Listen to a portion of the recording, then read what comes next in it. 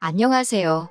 탐욕스러운 시어머니와 머저리 같은 남편 때문에 이혼한 30대 여성입니다. 결혼할 땐 왜 이런 쓰레기들이란 걸 눈치채지 못했던 건지 지금도 생각하면 억울하고 속상하고 제 자신이 답답할 뿐이에요. 남편과는 대학교 캠퍼스 커플이었습니다. 같은 교양 과목을 들으며 사귀게 되었어요. 당시 저는 영화에 무척 관심이 많아서 고전영화 이해라는 교양 과목을 선택으로 듣게 되었는데요. 남편은 수강 신청을 늦게 하는 바람에 다른 선택지가 없어서 듣게 되었다고 하대요. 첫 수업날 교수님께서 용이한 출석 확인을 이유로 학생 모두에게 자리를 지정해 주셨습니다.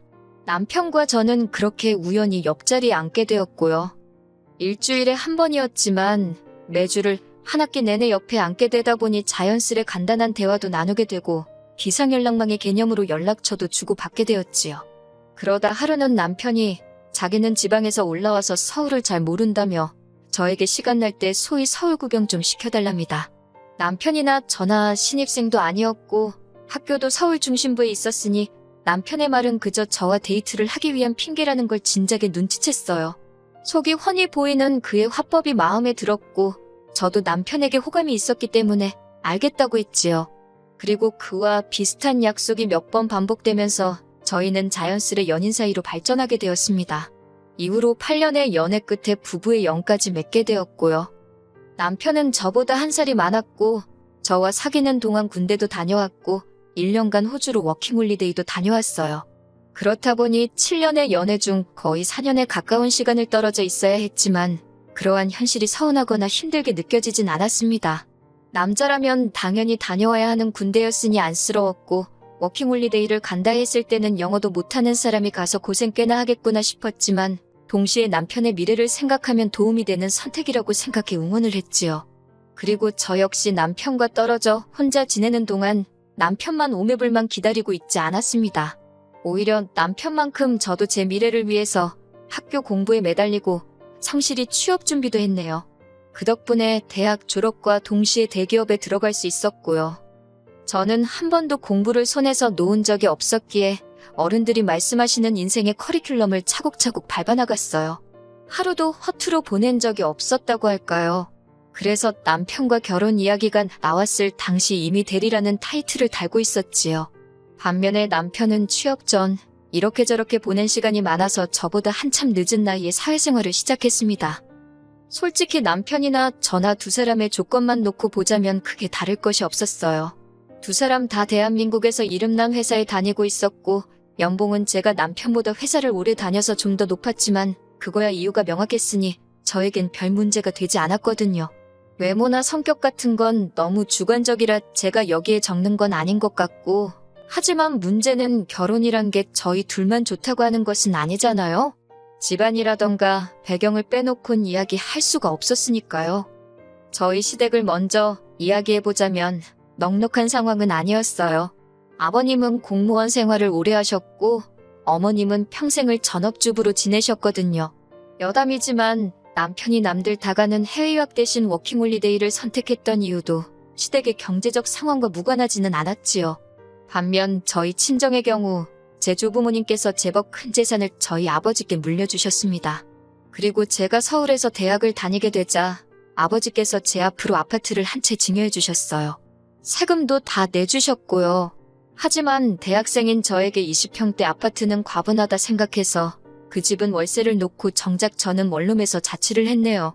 친정부모님께선 제 재산이니 제가 알아서 하라고 허락해 주셨기에 가능한 일이었지만요. 그리고 회사에 들어간 이후로도 계속해서 그 집은 월세를 놓고 저는 원룸 생활을 이어갔습니다.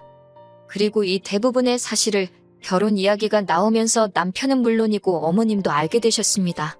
사실 저는 어머님께 말씀을 드리고 싶지는 않았는데 남편이 자기 딴에는 제가 아파트를 가지고 있다는 게 어머님께 좋은 인상을 줄 것 같았답니다. 뭐 점수를 딸 것 같았다나요? 그리고 남편의 생각이 맞아떨어진 건지 정말 어머님은 꽤나 저를 마음에 들어 하시는 눈치셨어요. 상견례 자리에서도 저를 얼마나 칭찬하시고 챙겨주셨는지 시댁 상황이 어려워서 꺼려하던 친정부모님께서도 돈 좀 없으면 어떠냐, 어른들이 저렇게 좋은 분들이고 저를 예뻐해 주시니 그걸로도 충분하다며 결혼을 허락하셨지요. 말이 나와서 하는 말이지만 사실 어머님 아버님께서 결혼에 보태라며 3천만 원을 주셨어요. 그런데도 정작 남편이 모아둔 돈이 6천밖에 되지 않아서 남편이 동원할 수 있는 돈이 1억이 되질 않더라고요. 반면에 저는 제가 타던 차도 있었고 모아둔 돈도 1억 이상 있었어요. 그리고 친정에서도 원한다며 따로 지원을 해주시겠다 했지만 이미 일전에 받은 아파트도 있고 해서 그건 제가 거절을 했네요. 결국 남편과 제 돈을 다 합치니 가까스로 2억이 조금 넘었습니다. 하지만 그 돈으로 집을 사자니 대출을 받아야 했는데 그건 내키지가 않았지요. 그래서 일단은 신축 빌라 전세로 시작하자 했어요. 그런데 여기서부터 생각지도 못한 어머님의 간섭을 받게 되었습니다. 어머님이 말씀하시길 제 이름으로 된 아파트가 있으니 당연히 거기서 저희가 신혼살림을 꾸릴 줄 아셨다대요. 결혼에 보태라고 주신 돈은 당신 아들은 차가 없으니 이참에 차나 한 대 샀으면 하셨다나. 그 소리를 듣고 황당하긴 했지만 시시비비를 따지기도 뭐해서 저는 그 집은 월세로 두는 편이 훨씬 이득이라고 당장 저희가 들어가서 살려면 일단 인테리어도 다 뜯어 고쳐야 하는데 그것만 해도 3, 4천은 그냥 들어간다고 설명을 드렸네요. 그랬더니 어머님께서 그럼 적어도 명의는 변경하라셨습니다. 어쨌든 부부가 되었으니 네 거 내 거가 어디 있냐며 아파트부터 공동명의로 하라나요. 그 말을 듣자마자 바로 싫다고 안 된다고 딱 잘라 거절했어요. 결혼하기 한참 전에 친정아버지가 주신 재산이고 그러니 나눠 가질 이유가 없다고요. 그러자 어머님께서는 부부 생활이라는 게 그렇게 너 한 개 나 한 개 따져가며 갖는 게 아니랍니다. 그래도 제가 뜻을 굽히지 않자 몇 번이고 직장에 있는 저에게 연락을 하시고 따로 불러내가며 잔소리를 하시더군요. 이때 남편에게 이걸 말을 할까 말까 고민을 많이 했어요. 그러다 거의 2달 가까이 흘렀을 즈음 어머님께서 서럽다며 제 앞에서 우시더라고요. 이게 다 제가 시댁에 돈이 없다고 제가 당신 말을 무시하는 거라면서요. 그때는 솔직히 너무 열받더라고요. 이러다 잘못하면 내가 정말 나쁜 며느리라는 오명을 쓰게 될지도 모르겠다 싶었으니까요. 결국 남편에게 어머님이 공동명의를 하라고 강요하신다는 사실을 털어놓았습니다. 그런데 저는 중재 좀 해달라는 뜻이었는데 엉뚱하게도 남편이 한다는 말이 사실 자기도 조금 서운했다는 거예요. 자기는 뭐 제가 공동명의하자고 해도 당연히 안 했을 거지만 그래도 아예 묻지도 않는 저를 보고 좀 실망을 했다나요. 어이없고 황당해서 지금 그걸 말이라고 하냐니까 부부 사이니까 솔직하게 털어놓는 거랍니다.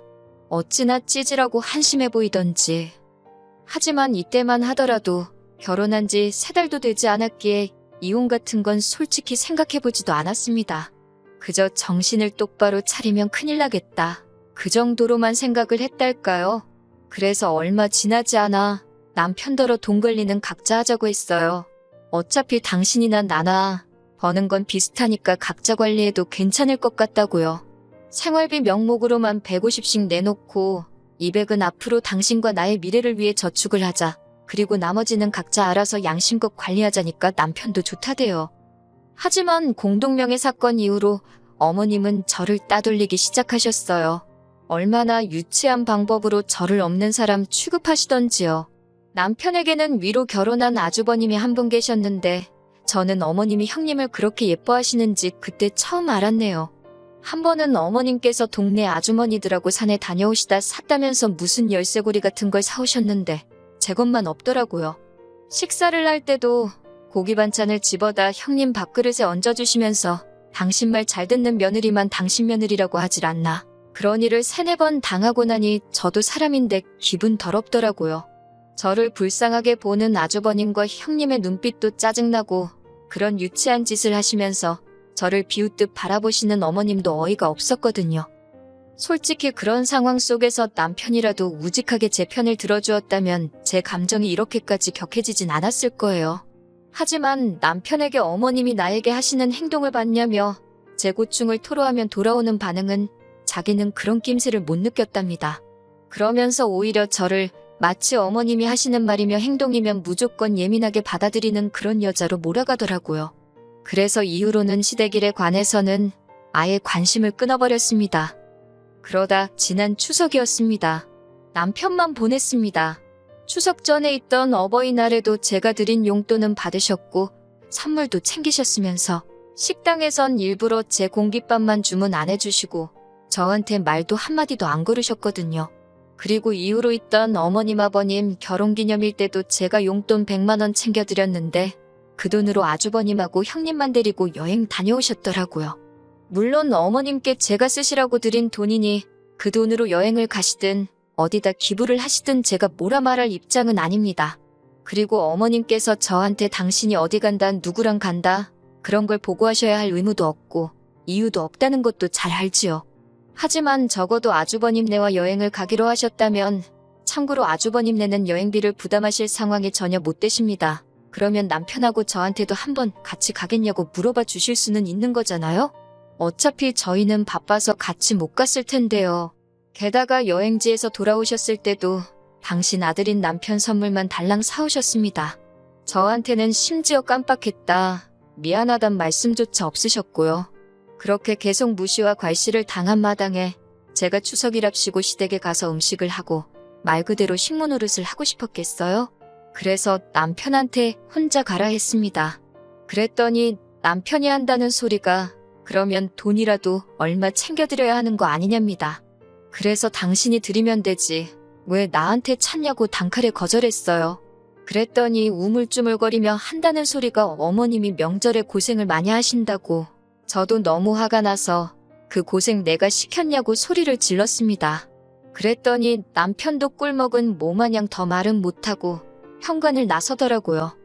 남편은 추석 연휴를 오롯이 혼자 시댁에서 보냈고 저는 친정에서 지냈어요. 친정 부모님이 걱정하실까봐 각자 집에 가기로 했다고. 요새는 우리 같은 부부가 많다고 대충 둘러댔지만 친정어머니가 대번에 눈치를 채셨습니다. 저더러 시어머니랑 뭐 안 좋은 거 있냐고 물으시더라고요. 정말 친정어머니가 그거 딱 하나 물어보셨는데 순간 눈물이 쏟아질 것 같았지만 결국은 아무 말도 하지 않았습니다. 저희 친정부모님 성격에 제가 그런 처지에 있다는 걸 아시면 분명히 가만히 계시지 않을 테고, 하지만 그때만 하더라도 연애 8년, 결혼 1년 합의 9년이란 시간이 너무 아까웠어요. 그래서 어리석게도 버텨내겠다고 생각했지요. 추석의 마지막 날 시댁에서 돌아온 남편이 한다는 말이 어머님 아버님이 제가 안 와서 너무 서운해하셨답니다. 그 말이 전혀 믿음이 가진 않았고 저도 가슴에 맺힌 게 있던 탓에 내가 안 와서가 아니라 내가 돈 봉투를 안 보내서 그렇겠지라고 쏘아붙여버렸네요. 그랬더니 남편이 한숨을 푹 쉬면서 한다는 소리가 저더러 너도 그 돈 안 들여서 마음이 불편하지 않냐입니다. 찝찝하지 않냐고 그래요. 그러면서 지금이라도 계좌이체 해드리라는데 어이가 없어서 내가 못하러 그런 짓을 하냐 받아쳤습니다. 그리고 남편더러 돈 벌어서 뭐하냐고 어머님 아버님이나 챙겨드리지 그러냐니까 자기는 평소에도 잘 챙겨드린답니다. 그래서 당신 낳아서 키워주신 부모님한테 당신이 잘한다는데 내가 무슨 말을 하겠냐고 휴잔았네. 그러며 한껏 빈정댔네요. 이후로 연말에 크리스마스에 신정에 지난 설까지 정말 단돈 10,000원도 시댁에 안 보냈습니다. 전화도 안 했어요. 그랬더니 설 연휴가 끝나고 바로 어머님께 웬일로 연락이 다 왔더라고요. 죄 지은 것도 아닌데 내가 왜 피하나 싶어서 전화를 받았습니다. 어머님께서 이따 당신이 올라오신다며 만나자 하시길래 알았다 했어요. 다행히 남편이나 저나 설 연휴 이튿날까지 쉬었기에 바로 그날 늦은 오후 어머님을 만날 수 있었네요. 카페에 앉기가 무섭게 어머님께서 저더러 지금 뭐하는 짓거리냐고 따지시더라고요. 그래서 무슨 말씀을 하시는 거냐. 어머님이 먼저 저 없는 사람 취급하고 그러지 않았냐. 그리고는 뒤이어 그동안 제 가슴에 맺혔던 말을 다 토해냈습니다. 그랬더니 어머님께서 하신다는 말씀이 너도 나를 무시하지 않았냐. 그래서 나도 너를 무시한 거다. 사람이 무시를 당하면 얼마나 기분이 나쁜 건지 제가 직접 느껴봐야 정신을 차릴 것 같았다는 말도 안 되는 논리를 펼치시더라고요. 제가 어머님께 전 단 한 번도 어머님을 무시한 적이 없다. 무시할 것 같았으면 애시당초 어머님 아들하고 결혼하지 않았다고 했어요. 그랬더니 어머님 얼굴이 벌개지면서 저더러 이제서야 속내를 드러낸다면서 그런 말을 한다는 것 자체가 제가 어머님하고 남편을 무시하는 거라나요? 도저히 대화가 통하지 않아서 결국 단도직입적으로 도대체 저를 왜 보자고 하신 거냐 물었습니다. 용건만 이야기하자고요. 그랬더니 이때까지 입에 풀 발라놓은 것 마냥 입 딱 다물고 있던 남편이란 작자가 저더러 한다는 말이 모든 걸 원점으로 돌리잡니다. 제가 남편한테 무슨 소리냐고 똑바로 말하라 했어요. 그랬더니 이 모든 게 제 아파트에서 시작된 거 아니냐면서 이제라도 공동명의로 돌리래요. 부부가 공동명의로 집 하나 가지고 있으면 남들이 보기에도 그림이 좋지 않냐면서요. 그런 말을 들으니 망치로 뒤통수를 한 대 세게 맞은 듯한 기분이 들면서 동시에 이 사람이 훗날 저희 부모님이 저에게 재산을 물려주신다면 그마저도 탐내겠구나 문득 그런 생각이 들더라고요. 그래서 어머님을 바라보고는 그럴 바엔 차라리 헤어지는 게 낫겠다고 했습니다. 제가 어머님께 이런 소리까지 들어가면서 이런 남편이랑 왜 살아야 되는지 모르겠다고요. 어머님 아들은 제 아파트만도 못하다고 아무래도 제가 지금 남편과 제 아파트 중 하나만 골라야 될 것 같은데 전 아파트를 선택하겠다 했네요. 그랬더니 어머님께서 저더러 미친 X라며 이럴 줄 알았답니다. 돈밖에 모르니까 공동명의 이야기가 나왔을 때 말이라도 생각해 볼게요. 소리도 안 한 거라면서. 남편도 계속 저더러 너 후회 안 하지? 후회 안 해? 그러는데 그 모습이 참 구차하대요. 후회는 무슨 말을 꺼내기가 어려웠지. 하고 나니 속이 다 후련하다고 소리를 질러버렸어요.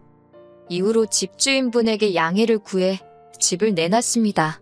이건 여담이지만 집주인분께서 보기 좋은 신혼부부였는데 왜 이혼을 하냐고 하도 캐물어서 시어머니 때문에 이혼한다 하니까 폭풍 공감을 해주시더라고요. 당신도 시집살이를 못 견뎌서 이혼했다면서 그래도 저희는 애가 없어서 다행이라고 그리고 동병상련이라 느끼셨는지 집이 나가는데 적극적으로 협조를 해주시겠다 했습니다. 솔직히 시원섭섭도 아니고 그냥 시원해요. 9년이란 세월을 생각하면 가슴이 쓰리지만 미련은 없습니다. 저는 할 만큼 했다 싶거든요. 남편은 엊그제 서류까지 내고 오니까 이혼이 실감이 나기는 하는 건지 저한테 정말 자기 없이 살 수 있겠냐는 헛소리를 해대더군요. 웃으면서 약 먹었냐, 돌았냐 그랬어요. 당연히 살지. 너가 없으니 이제 더 잘 살게 생겼다고요. 그리고 어젯밤 어머님한테 장문의 문자가 왔습니다. 기어이 끝장을 보자는 거냐면서 멀쩡한 당신 아들 이혼남 만들어 놓았다며. 아니, 저도 이혼녀돼서 열받아 죽겠는데 말이에요. 읽다가 짜증나서 어머님한테 마지막으로 제 재산 탐내는 돼지 같은 어머님 때문에 저희 이혼하는 거라고 했습니다. 하긴 남편도 쪼다등신이었고요. 그리고는 어머님 번호 차단해버렸어요. 인생에서 똥 한 번씩에 밟았다 생각해야지요. 자, 이제 씻어내겠습니다.